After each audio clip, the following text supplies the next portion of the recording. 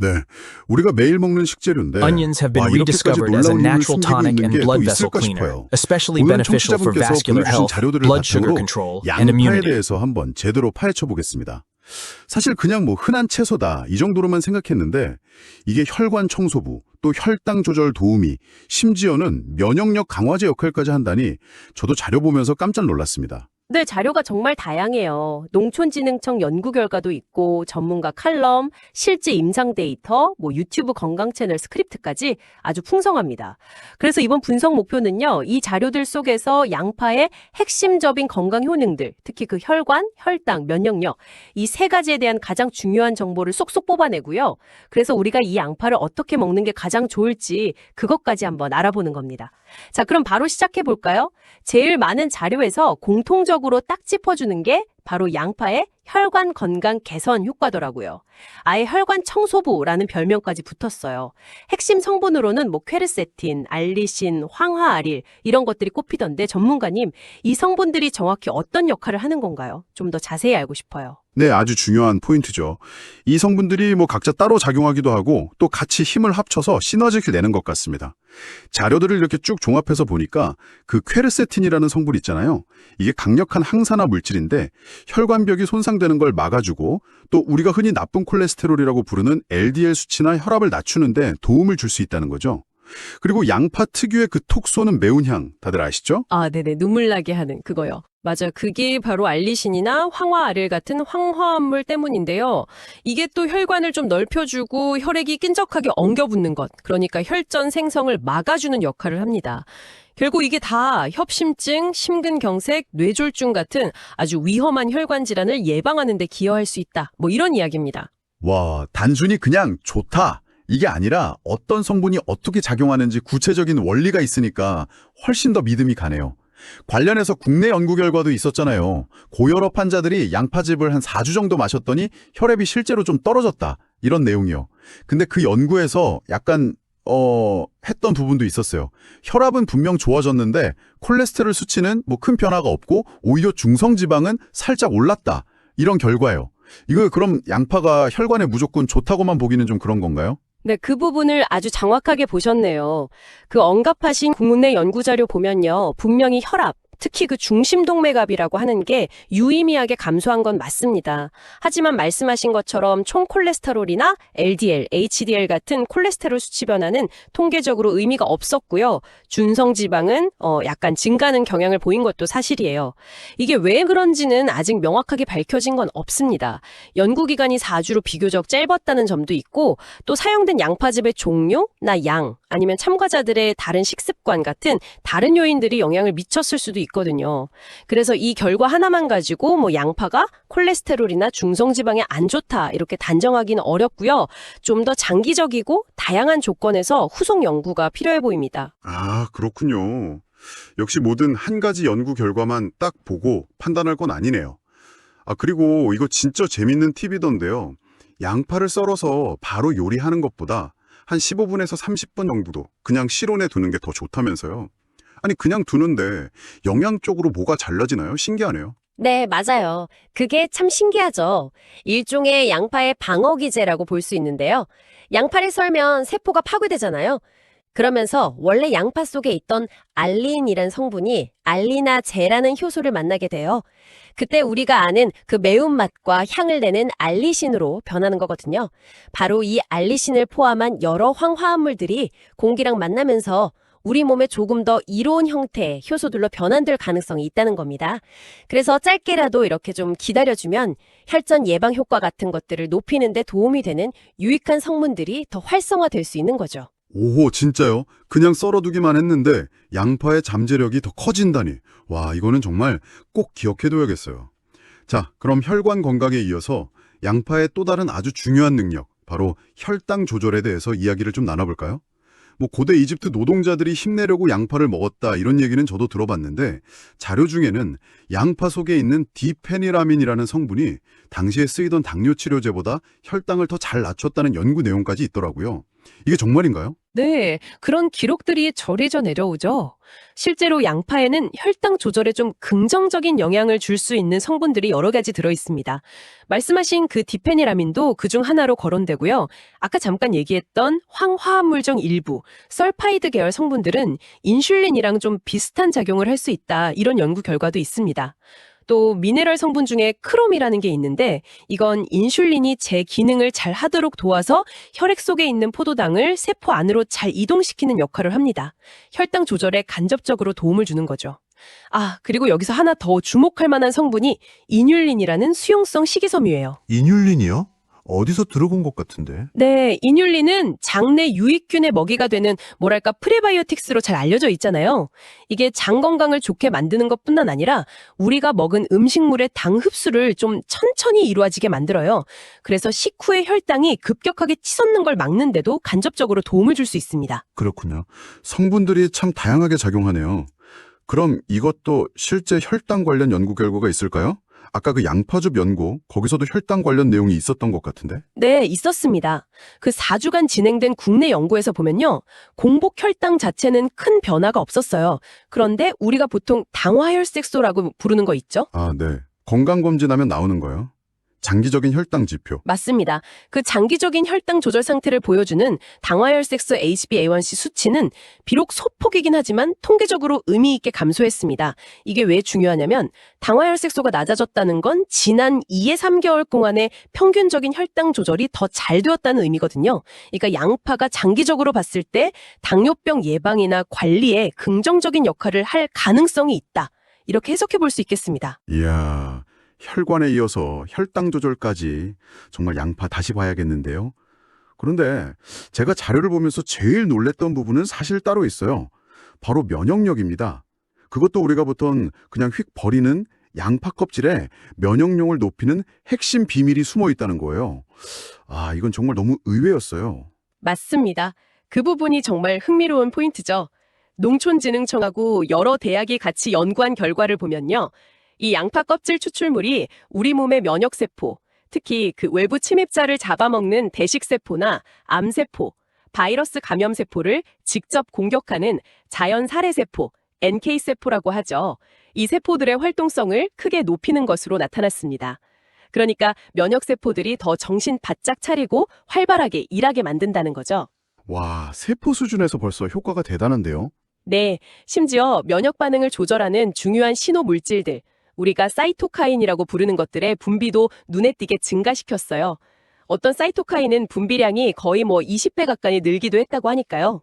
20배요? 와, 그럼 동물 실험에서도 비슷한 결과가 있었나요? 네, 있었습니다. 일부러 면역력을 좀 떨어뜨린 쥐에게 양파 껍질 추출물을 먹여봤더니 면역세포 활성이 무려 64%나 증가했고요. 또 항체 생성을 나타내는 면역 글로불린 G, IgG 수치도 한 12% 정도 늘어났다고 합니다. 면역체계 전반이 강화되는 그런 경향을 보인 거죠. 세상에. 그럼 이게 정말 사람에게도 효과가 있을지 너무 궁금해지는데요. 실제 인체 적용 시험 결과 같은 것도 있나요? 네, 있습니다. 면역력이 좀 떠가져 있다고 스스로 느끼는 성인 80명을 대상으로 연구를 했어요. 8주 동안 매일 양파 껍질 추출물 1g씩을 섭취하게 한 거죠. 그 결과 스스로 느끼는 스트레스 정도가 29%나 감소했고요. 감기나 편도염 같은 상기도 감염 증상을 겪는 빈도나 그 강도가 35.2% 줄었습니다. 와, 감기 증상까지 줄었다고요? 네. 더 나아가서는 삶의 질은 46%나 향상되었고 본인이 느끼는 면역력 수준도 9% 정도 높아졌다고 보고됐습니다. 이런 효과는 아마도 양파 껍질에 특히 많이 들어있는 퀘르세틴을 비롯한 여러 플라보노이드 성분들의 강력한 항산화, 항염증 작용 덕분으로 보이고요. 여기에 아까 말씀드린 알리신 같은 성분의 항균 작용도 감염 예방에 어느 정도 기여했을 수 있겠죠. 와, 진짜 양파 껍질 그냥 버렸던 게 너무너무 아까워지는데요. 이거 버릴 게 하나도 없는 채소였네요, 정말. 혈관, 혈당, 면역력 이 세 가지 핵심 효능 외에도 자료들 보니까 언급된 효능이 진짜 많더라고요. 고대 이집트 노동자들의 스태미나 식품이었다는 얘기부터 항암 효과 가능성, 소화 촉진, 숙취 해소, 심지어 불면증 완화 효과까지요. 이건 뭐 만명통 치약 수준 아닌가요? 그렇죠. 정말 팔방미인 같은 식품입니다. 몇 가지만 더 짚어보자면 이대목동병원 칼럼에서는 양파를 거의 뭐 천연비아그라라고 부를 정도로 스태미나 증진에 도움이 될 수 있다고 설명하더라고요. 아까 말한 알리신 성분이 비타민 B1하고 만나면 알리치아민이라는 활성 비타민이 되는데 이게 피로회복이나 활력 증진에 도움을 줄 수 있다는 거죠. 또 퀘르세틴이나 알리인 같은 성분이 혈액순환을 도와주는 것도 관련이 있고요. 오, 천연 비아그라요? 흥미로운데요? 네. 그리고 항암 효과에 대해서는 여러 자료에서 공통적으로 양파 속의 퀘르세틴, 셀레늄, 또 유황 화합물 같은 성분들이 세포가 손상되는 것을 막고 염증을 줄여줘서 암세포가 생기거나 커지는 걸 억제하는 데 기여할 수 있다. 이런 가능성을 제시하고 있습니다. 물론 이건 어디까지나 예방 차원의 이야기고 아직 더 많은 연구가 필요한 분야이긴 합니다. 그 외에 소화 촉진은 유화아릴이라는 성분이 소화액 분비를 돕는 것과 관련이 있고요. 숙취 해소는 글루타치온이나 황화합물이 간 기능 개선에 도움을 줄 수 있기 때문으로 설명되고 있어요. 듣고 보니까 정말 효능이 끝이 없네요. 그런데 아마 많은 분들이 궁금해하실 질문일 것 같아요. 생양파가 좋으냐? 아니면 익힌 양파가 좋으냐? 한 블로그 자료에서 이 부분을 아주 잘 비교 분석해놨더라고요. 아, 네. 그 질문 정말 많이들 하시죠.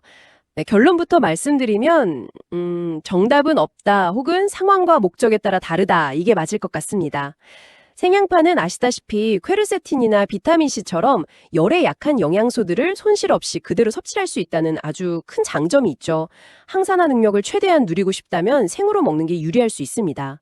하지만 아까도 말씀드렸듯이 매운맛과 향이 강해서 위장이 좀 약하신 분들은 속쓰림이나 불편함을 느낄 수 있다는 단점도 분명히 있고요. 그렇죠. 생양파 많이 먹으면 좀 속이 아리기도 하죠. 맞아요. 반면에 양파를 익히면요, 비타민C 같은 일부 영양소는 좀 줄어들 수 있어요. 하지만 매운맛이 아주 부드러워지니까 소화도 훨씬 편하고 위에 부담이 적죠. 또 흥미로운 점은 어떤 연구에서는 양파를 익혔을 때 특정 플라보노이드 성분의 체내 흡수율이 오히려 더 높아질 수도 있다. 이런 결과도 나왔어요. 그리고 가열하면 당분이 분해되면서 단맛이 강해지니까 음식의 풍미를 살리는 데도 아주 좋고요. 아, 그렇군요. 흡수율이 높아질 수도 있다니 의외네요. 결국 어느 한쪽만 고집할 게 아니라 내 소화 능력이나 내가 원하는 효능, 그리고 만드는 요리 종류에 맞춰서 생양파랑 익힌 양파를 골고루 먹는 게 가장 현명한 방법이겠네요. 샐러드나 무침 같은 데는 생양파를 좀 쓰고 볶음이나 국찌개에는 익힌 양파를 듬뿍 넣고 이런 식으로요. 아까 알려주신 썰어서 잠시 두기 팁도 잊지 말아야겠고요. 자, 그리고 앞서 면역력 얘기하면서 정말 대단하다고 느꼈던 그 양파 껍질 이야기. 다시 한번 안 할 수가 없겠어요. 그 중요성을 생각하면 그냥 넘어가기 너무 아쉬운데요. 자료에 따르면 양파 껍질에는 알맹이보다 플라보노이드 함량이 무려 30배에서 40배, 많게는 100배까지도 많다고 하니 와, 이건 정말 놀라운 수치잖아요. 맞습니다. 그만큼 껍질의 영양 성분, 특히 그 강력한 항산화 성분인 퀘르세틴이 아주 집중되어 있다는 뜻이죠. 이 퀘르세틴은 앞서 말씀드린 항산화, 항염증 효과 외에도 노화 방지라던가 뇌 건강에도 긍정적인 영향을 줄 수 있다는 연구들이 계속 나오고 있습니다. 예를 들면 세포 노화를 늦추고 산화 스트레스를 줄여줘서 노인성 치매나 파킨슨병 같은 퇴행성 뇌질환 예방에 도움이 될 가능성이 제기되는 거죠. 혈관 안의 염증을 줄여서 혈관 건강을 지키는 데도 아주 중요한 역할을 하고요. 그래서 농촌진흥청에서도 이렇게 영양 가치는 높은데 대부분 버려지는 양파 껍질을 그냥 두지 않고 이걸 활용해서 다양한 제품 개발이나 연구를 진행하고 있습니다. 아, 정말요? 어떤 제품들이 있나요? 네, 이미 양파 껍질 추출물을 넣은 유자차나 콜라겐 제품 같은 것들이 나와 있고요. 간장이나 젤리 같은 새로운 형태의 제품들도 개발되어서 기술 이전을 기다리고 있다고 해요. 이게 바로 농산물 부선물을 그냥 폐기물로 보는 게 아니라 새로운 가치를 지닌 자원으로 만드는 이른바 재활용, 업사이클링의 아주 좋은 사례라고 할 수 있겠습니다. 와, 취지가 정말 좋네요. 그럼 이렇게 좋은 양파 껍질 우리 집에서는 어떻게 활용할 수 있을까요? 그냥 버리기는 진짜 너무 아까운데 특별한 방법 같은 게 있나요? 생각보다 아주 간단하면서도 효과적인 방법들이 있습니다. 가장 쉬운 건 역시 육수 낼 때 쓰는 거죠. 깨끗하게 씻은 양파 껍질을 통째로 넣고 그냥 같이 끓이는 거예요. 양파 껍질의 유효 성분들은 열에 비교적 강한 편이라서 끓여도 영양소가 그렇게 많이 파괴되지 않거든요. 우리가 보통 버리는 그 맨 바깥쪽 갈색 껍질 있잖아요. 그것뿐만 아니라 그 안쪽에 살짝 색깔이 비치는 얇은 껍질까지 같이 쓰면 더 좋습니다. 아, 육수 낼 때 그냥 넣기만 하면 되는군요. 간단하네요. 네. 또 다른 방법은 깨끗이 씻은 양파 껍질을 햇빛이나 건조기에 잘 말려요. 그걸 차로 끓여 마시는 겁니다. 은은한 향도 좋고 퀘르세틴 같은 유효 성분을 섭취할 수 있죠. 여기서 한 걸음 더 나아가면 잘 말린 껍질을 믹서 같은 걸로 곱게 갈아서 가루로 만들어 두는 거예요. 이걸 천연 조미료처럼 찌개나 볶음 요리할 때 조금씩 넣으면 풍미도 더하고 건강 효과도 챙길 수 있겠죠. 육수, 차, 가루. 오, 생각보다 어렵지 않네요. 저도 앞으로 양파 껍질 절대 안 버리고 잘 모아봐야겠어요. 자, 그런데 이렇게 좋은 양파도 모든 사람에게 또 모든 상황에서 다 좋기만 한 건 아닐 겁니다.